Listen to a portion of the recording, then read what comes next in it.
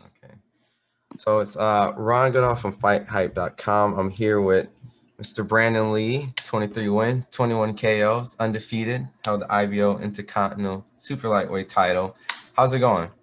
Everything's going well. I'm staying in the gym, staying healthy. My family's healthy. Can't complain. I think I saw on IG that you've been kind of like traveling a bit. You've been kind of taking a little vacation, just a little bit, not too Yeah, much. But yeah. I think I fought on a Saturday, and that Monday I took my family out to Hawaii for like I think a week, a whole week, and then I was on Vegas. I think like 2 weeks ago. So going out a little kind of. yeah, and I've noticed that even when you were out in Hawaii and Vegas, people were coming up like, "Oh, Yeah, snap, that's yeah, yeah. Brandon, that's Yeah, Brandon." I was really surprised, especially in Hawaii, because that's like a whole nother world.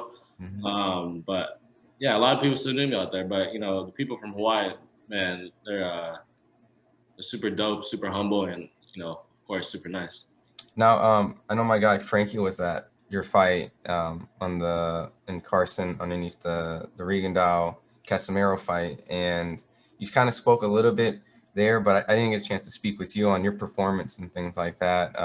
How'd you feel when you were in that fight? Like, obviously, you got the guy out pretty quick. Yeah, You know that they were able to put the whole fight. It's supposed to be highlights, but it looked like you just showed the fight on Showtime.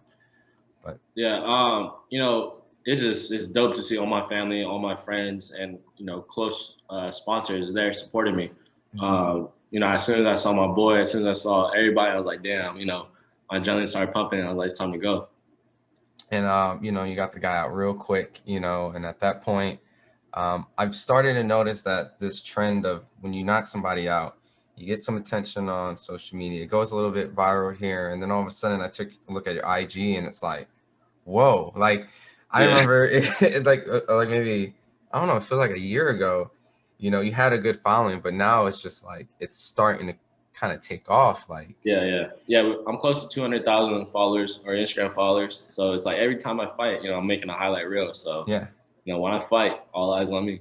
And I've noticed that like obviously some fans are like obviously like this doesn't matter for the fighting aspect, but for the business side, I'm noticing like guys like Gary V is commenting, Yeah, you got Marvel actors now, yeah.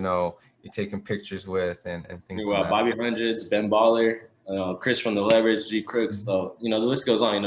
I feel like I'm kind of like in a way, carrying the Asian community on my back. I'm Mhm. representing for the community. And, I love it because at the end of the day, there's so many stereotypes against us. Knowing that and so I feel that I love to break these Asian stereotypes one by one.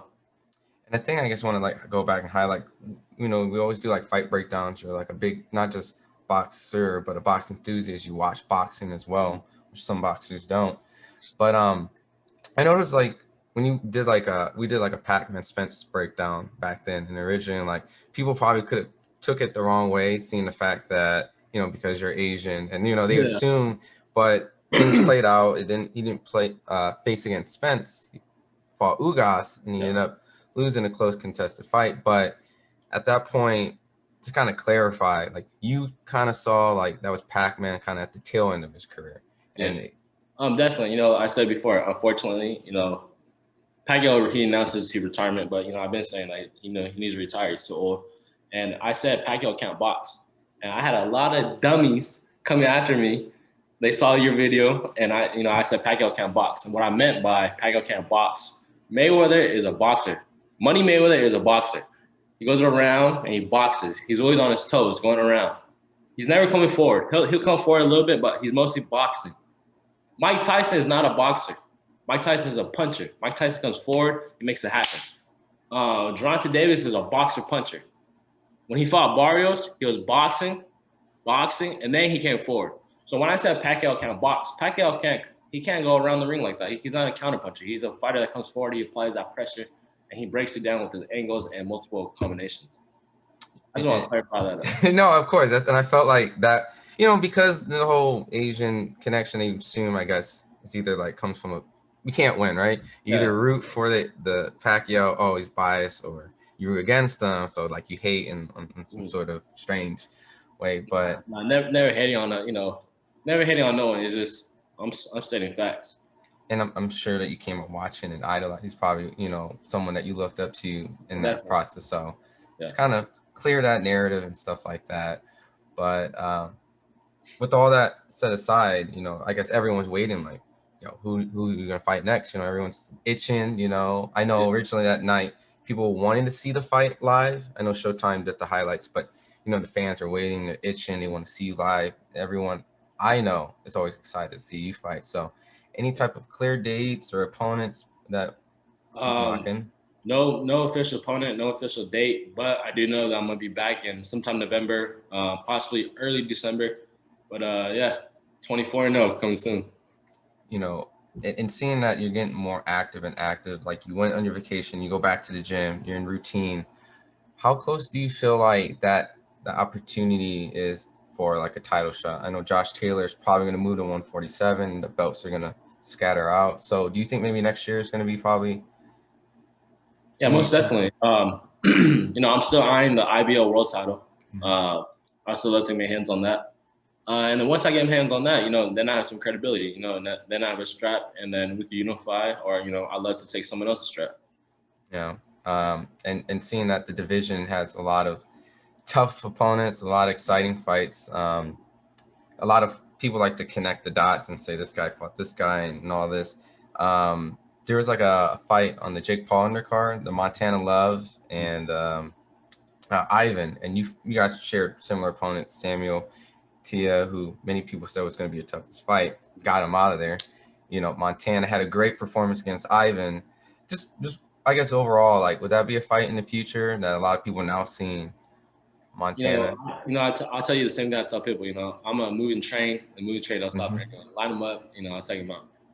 And of course, you'll face anybody in the division, and seeing that there's a fighting side, but there's also a side that you like to reach out and help take care of people. And I know you did something with the rapper China Matt, and it was like, was that like teaching people how to box, or what was that all about? Yeah, so China Matt has this little group, or I shouldn't say little group, because they do it out in LA, they do it out in New York, and I think they do it somewhere in the Midwest.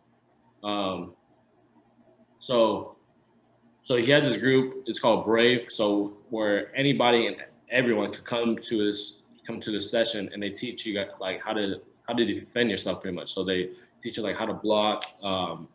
They teach you how to kick, how to use elbows. So like just how to defend yourself overall. So this weekend, this Sunday, I went over there, and it was an Alpine recreation park, something like that. And I just went and I taught a few people how to throw a jab, how to throw a right hand, and just like basic fundamentals. When they saw like a professional fighter like you there, what was their response? Like, were they really appreciative that you took the time? Oh, most definitely. They're super grateful, and I appreciate it when they appreciate it, because it tells me that I'm not out here just wasting my time. So they're super grateful. So I appreciate it.